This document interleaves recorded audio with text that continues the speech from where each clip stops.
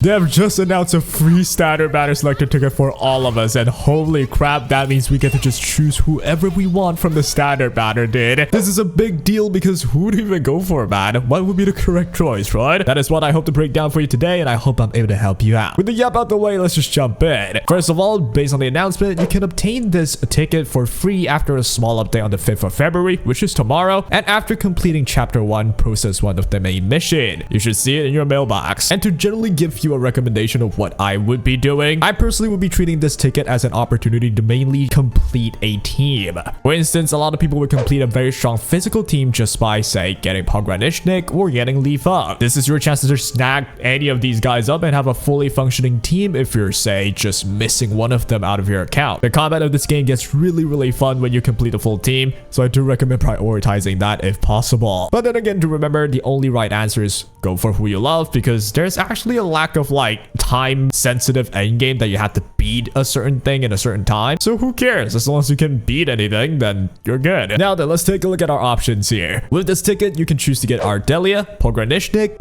Rite, Ember, and Lifeng. We're gonna start off with Ardelia, which is the most interesting one out of all, actually. Now, you guys should already have one of her since she is free, but with this ticket, you can actually consider Ardelia's potential one instead of just thinking about which new character to go for, right? I'll first mention all the best teams she can be used in. As most already know, Ardelia is one of the most generally useful debuffer/healer that can be fit in a number of teams. The best team though is undoubtedly the popular Liva team Heat team right now, but generally though, she can really just be used in most other teams. For instance, she can be used in the standard Rite Ice team or an Endmin physical team as well if you don't have the perfect setup. Her general buffs are still going to be functionally beneficial to both of these teams, and she mainly achieves that by using general debuffs like physical and art susceptibility. This benefits most teams in the game, which makes her really usable in most places. Now then, the reason why her potential 1 can be considered here is because it straight up boosts the physical and art susceptibility effect by a pretty fat 8%. So Ardelia's potential 1 is actually one of her core most valuable upgrades, so it wouldn't hurt for you to just grab it. For players that want a very simple and direct improvement of Ardelia's damage amplification effect, going for a potential 1 is actually not a bad idea here, especially if you're not too interested or you already have other characters. I will add though, a lot of players don't really utilize this susceptibility debuff since you have to use it on a target with corrosion. So you want to apply it first with her own combo and then use her own skill. That'll get you the susceptibility debuff, but sometimes though you may run out of SP trying to get enough melting flames with Levitine, for example. And sometimes you do truly run out, especially when fighting a single boss while you can't inflict multiple fire infliction, and that is when you are not really able to consistently land a susceptibility debuff from Ardelia. But there are definitely workarounds if you play it a bit differently, and it's definitely not an issue when you're fighting multiple enemies. But regardless though, with all the contingencies mentioned, I recommend going for Ardelia P1 if you want a raw increase in numbers in the teams that are already using her on your account, or if you already have everyone else that you don't need anyone else, you might as well grab this, right? And that is the case for Ardelia. Moving up next, let's take a look at Pogranichnik. He is mainly using the physical team that utilizes vulnerability stacking, followed by applying the breach or the crush effect in order to dish out the most damage. One of the best physical teams so far would be Pogranichnik, Endmin, Chen Qianyu, and Lifeng. You can swap out Lifeng and Pogra with a multitude of other physical characters with a simple Ardelia, Ember, but the team I first mentioned is one of the best in terms of damage output, though it trades off sustainability. Pogranichnik in this team will mainly be the SP generator and breach inflictor, which are overall a more supportive role to ultimately make Endmin deal very high damage through the crush effect. This team actually has incredibly high skill ceiling where managing cooldowns of combos, managing your SP, and knowing which character can stack up vulnerability, consuming them perfectly with a breach effect, everything of the sort will allow Endmin to finally apply crush for the most damage. But you have to keep all of that in mind in tandem, which is not exactly the easiest thing ever. What you see on screen now is a very vulgar low-level gameplay since I don't have the team ready yet, but the main point is there are going to be certain level of skill involved with timing, cooldown management, SP management, and understanding to play this team perfectly. Plus, since this team actually has damage sources coming from literally everybody, you will have to invest in everyone's levels and skill upgrades to really see the team perform much much better. Just keep that in mind. It's not exactly like Levitane's case where you can get away with just hyper-focusing Levitane, but less investments on the other supports. With the physical team, it's kind of like everyone could do really good damage, and you don't really want to sleep on any of them if that is an option. If you're wondering about the meta, this team's performance is more than solid enough to beat anything you need, and honestly, with a lack of like a must-clear endgame that's time sensitive, it's not that easy to measure how much of a priority any teams are, or say pick and choose between this or that team, yeah? If you would like an idea though, a perfectly played and invested physical team is definitely comparable to even say a Levitane team. It's not weak at all, which is why my verdict on Pogranichnik is for you to only pull if you want to attempt an insanely fun, high skill ceiling physical team. Of course, this shouldn't just be the only verdict to live by. If you simply want a physical team that works, Pogranichnik can make it work. However though, I personally think one of the main reasons for you to grab him will be to attempt a really high skill ceiling setup for the physical team, just because he can. But for people that are just looking for a physical team and you want someone that can amplify some of your physical damage and also apply the breach effect, Pogranichnik will be a choice, and usually you want the breach effect specifically as well for someone like Lifeng that can trigger his combo by hitting someone with breach. Overall advice, if you're looking at a physical team, Pogranichnik is a solid choice. Moving up next will be Rite, and Rite here is obviously used in mainly an ice team where she's the main damage dealer. She's one of, if not the highest single target damage dealer in the game. In fact, I'm quite sure she is the highest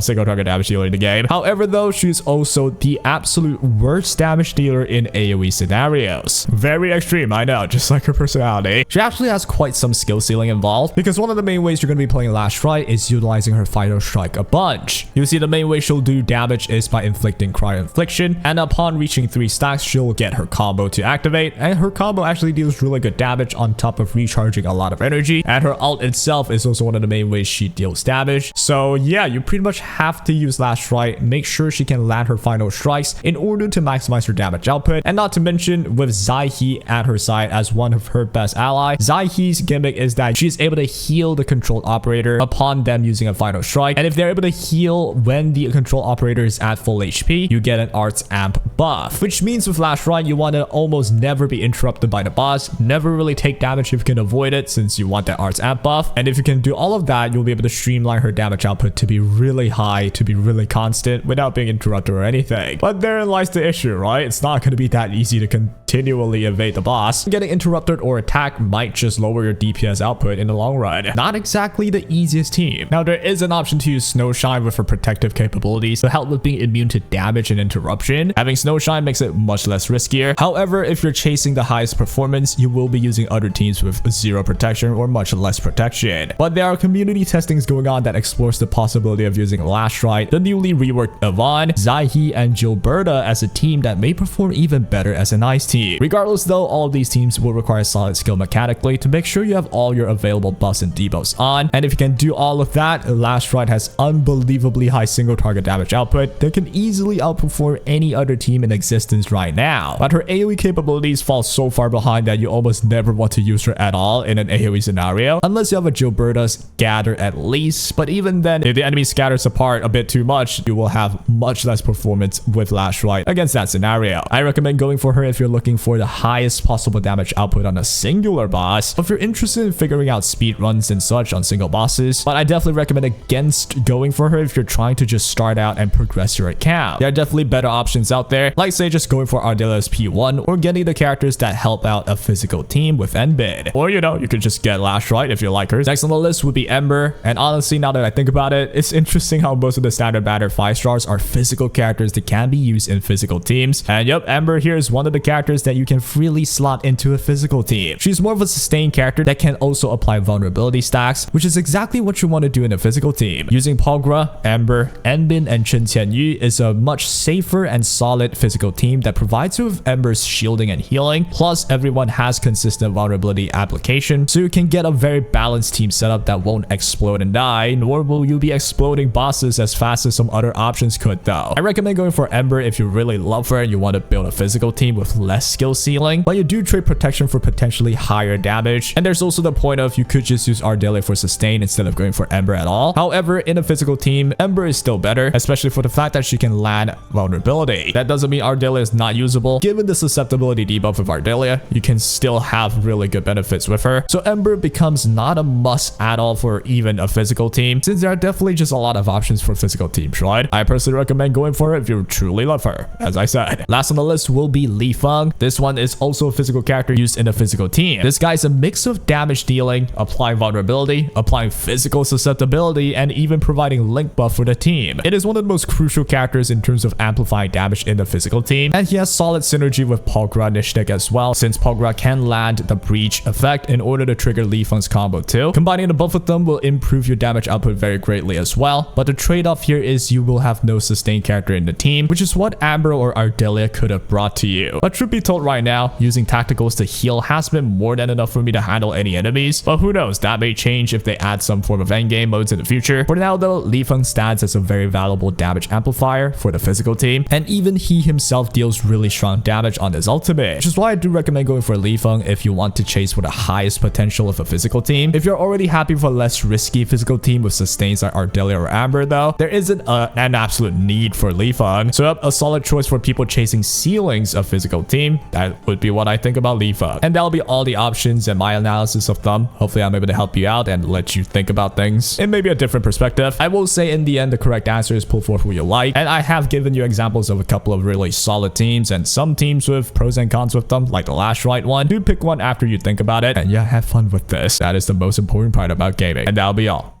Take care.